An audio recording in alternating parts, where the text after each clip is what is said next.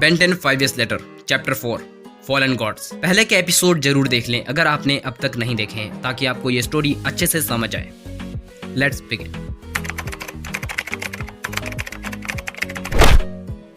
कहानी की शुरुआत होती है और इयोन कहता है कि मेरे नस्ल के लोगों को क्रोनियंस कहा जाता है। हम लोगों ने ब्रह्मांड के सभी नियमों को जान लिया था, इतना ज्यादा जान लिया था कि हम अपनी मर्जी से स्पेस टाइम को बदल सकते थे, उसको आकार दे सकते थे। हम अमर थे, हम अजय थे, हम ही ईश्वर थे।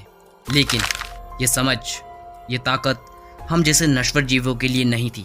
जब भी जहाँ भी हम समय में वास्तविकता में सफर करते, हमारा शरीर, हमारी शक्ति हमें कमजोर करती। इस कमजोरी ने क्रोध को जन्म दिया और इस क्रोध ने कभी न खत्म होने वाली जंगों को शुरू कर दिया। इस ताकत ने हमें इतना लापरवाह बना दिया था कि हमारी नस्ल खत्म होने लगी, हम मरने लगे, हमारा ब्रह्मांड नष्ट हो रहा था और हमें जरूरत थी तो एक नए घर।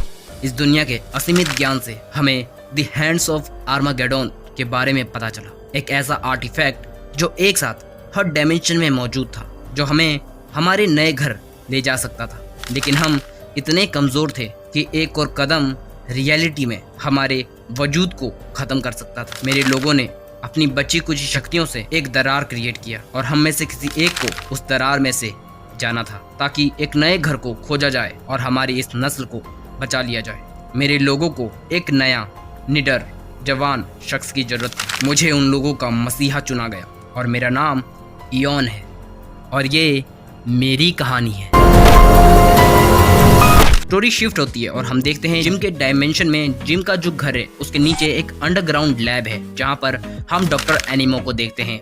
डॉक्टर एनिमो किसी तरह की मशीन को रिपेयर कर रहा होता है, लेकिन यहाँ पर डॉक्टर एनिमो अकेला नहीं होता, उसके साथ एक और टेक जीनियस होता है। इन दोनों के बीच थोड़ी नोकझोंक चली रहती है कि तभी हम देखते हैं कि इयोन व्लैड के साथ वहाँ टेलीपोर्ट होता है। व्लैड इयोन से एनिमो और टेक्नस के बारे में पूछता है। व्लैड को चीजें समझ नहीं आ रही होती, इसीलिए व्लैड इयोन से कहता है कि मैंने इसलिए तो तुम्हारा साथ नहीं दिया था। जिस पर इयोन कहता है कि तुमने मेरे पावर के लिए मेरा साथ देने का फैसला किया था। तभी जिम का वीडियो कॉल आता है और जिम उस अंडरग्राउंड लैब में टेलीपोर्ट हो जाता है। टेक्नस जिम से पूछता है कि वो क्या लाया है, जिस पर इयोन कहता है कि वो इंफॉर्मेशन लाया है। तो टेक्नस कहता है कि बस कुछ इंफॉर्मेशन और कुछ नहीं, ना कोई स्पीच, ना किसी बात का एक्सप्लेनेशन। जिस पर डॉक्टर एनिमो कहता है कि हाँ, मुझे हंसी आती है इस बात पर कि तुम हमारे पास आए थे और तुमने हमें पावर देने का वादा किया था, लेकिन मुझे समझ नहीं आ रहा इस समय तुम्हारा क्या फायदा है। मुझे महीना हो चुका है इस बेकार सी मशीन पर काम करते हुए, लेकिन मुझे ये तक नहीं पता कि ये मशीन आखिर करती क्या है। अगले पेज में हम देखते हैं कि इयोन कहता है कि तुम्हें सच में नहीं पता। जिस पर टेक्नस भड़कते हुए कहता है कि अगर तुम बताओगे ही नहीं तो हमें पता कैसे चलेगा। जिसके बाद इयोन कहता है कि वो उन लोगों को रिप्लेस नहीं कर सकता, क्योंकि वो सब यहाँ किसी खास वजह से हैं, और अगर वो लोग जानना चाहते हैं कि हम क्या करने वाले हैं तो मैं तुम्हें जरूर बताऊंगा। इसके बाद हम वापस इयोन की बैक स्टोरी पे आ जाते हैं। इयोन कहता है कि मैं मेरी दुनिया से बहुत दूर एक नए घर की तलाश में आया था, लेकिन क्योंकि मैं अभी भी एक क्रोनियन था, इसीलिए हर एक कदम रियलिटी में मुझे कमजोर कर रहा था। मेरे पास मेरे लोगों की पावर्स भी नहीं थी। मेरा वक्त खत्म हो रहा था। मल्टीवर्स में मेरे अनगिनत सफर के दौरान मैंने ओमनिट्रिक्स के बारे में जाना। ओमनिट्रिक्स एक ऐसा डिवाइस था जो अपने यूजर को लाखों करोड़ों एलियंस में ट्रांसफॉर्म कर सकती थी। धरती का एक लड़का जो इस डिवाइस का धारक था। मैंने अनुमान लगाया कि ओमनिट्रिक्स शायद एक नए क्रोनियन को बना सकता है, जो मुझे मेरे सफर से हटाकर मेरी जगह ले सकता है। मुझे उस डिवाइस की जरूरत थी, मुझे बेन टेनिसन की जरूरत थी। मुझे ये काम आसान लगा था, लेकिन हर बार मैं नाकामयाब रहा। वो लड़का काफी ज्यादा स्ट्रॉन्ग था और हर बार एक कदम मेरे लिए जानलेवा होता जा रहा था। लेकिन एक बार मैं सफल हुआ।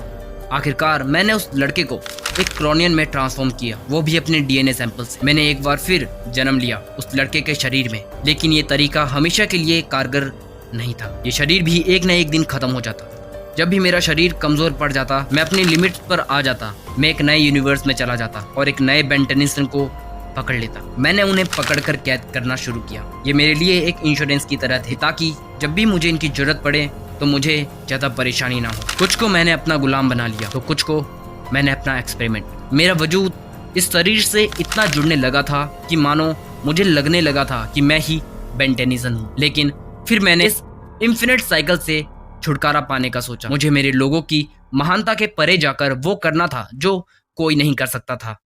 जिसके बाद हम वापस से मेन स्टोरी पे आ जाते हैं। जिसके बाद डॉक्टर एनिमो पूछता है कि ये सब तुम करोगे कैसे, जिस पर इयोन कहता है कि समय के साथ सब होगा, इसलिए हम सबको अपना काम करना होगा। हम लोग दोस्त नहीं हैं और ना कभी हो सकते हैं।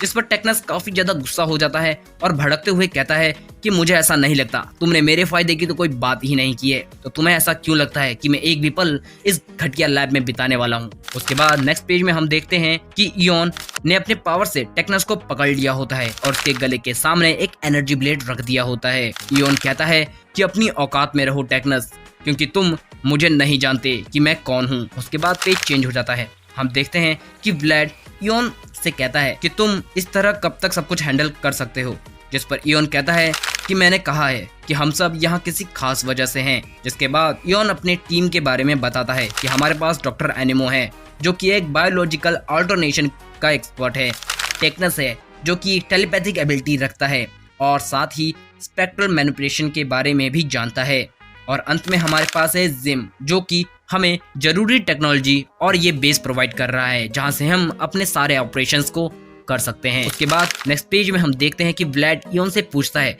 कि मेरे बारे में क्या, मैं यहाँ क्यों हूँ। इस पर इयोन कुछ नहीं कहता और टेक्नस को व्लाड का सूट रिपेयर करने को कहता है। जिसके बाद वो लोग लॉन्च करने वाले होते हैं। इस पर टेक्नस पूछता है कि क्या हम कहीं जा रहे हैं, तो व्लाड मजाक में कहता है कि अब ये हमें ये भी नहीं बताएगा, लेकिन इयोन कहता है कि हम लोग डिवोर्स स्टार को चोरी करने जाने वाले हैं।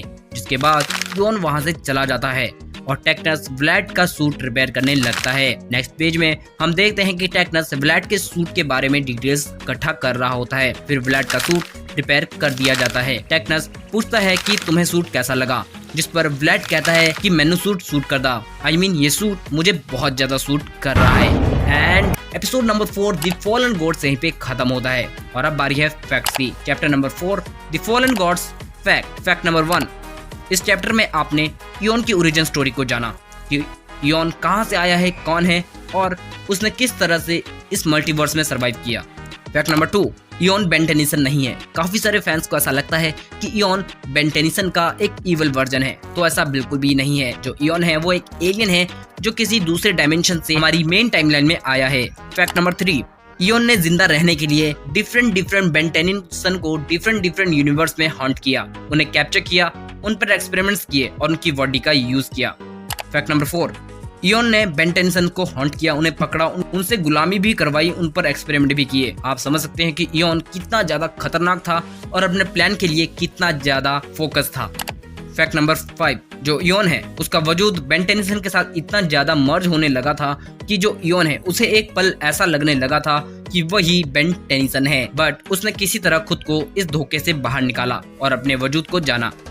फैक्ट नंबर 5, जो इयोन है वो हमारी मेन टाइमलाइन में हैंड्स ऑफ आर्मागेडोन के थ्रू आया था और यूनिवर्स में सफर करने के लिए उसका सबसे मेन वेपन भी यही था। फैक्ट नंबर 6, इस चैप्टर में आपने ओरिजिनल सीरीज के बेंटन रेस अगेंस्ट टाइम के कुछ इवेंट्स को देखा होगा और साथ ही बेंटन अल्टीमेट एलियन के एपिसोड बेंटन 1000 से रिलेटेड भी आपको कुछ जानकारी देखने को मिली हो। यही था chapter 4 the fallen gods. Hope कि आप लोगों को पसंद आएगा। मैं मिलूंगा आपसे नेक्स्ट वीडियो में, लेकिन वीडियो को लाइक, शेयर और सब्सक्राइब करना ना भूलिएगा ताकि हम ऐसी वीडियोस आप तक लेकर आते रहें। मैं मिलूंगा आपसे नेक्स्ट वीडियो में। Ta ta, bye bye.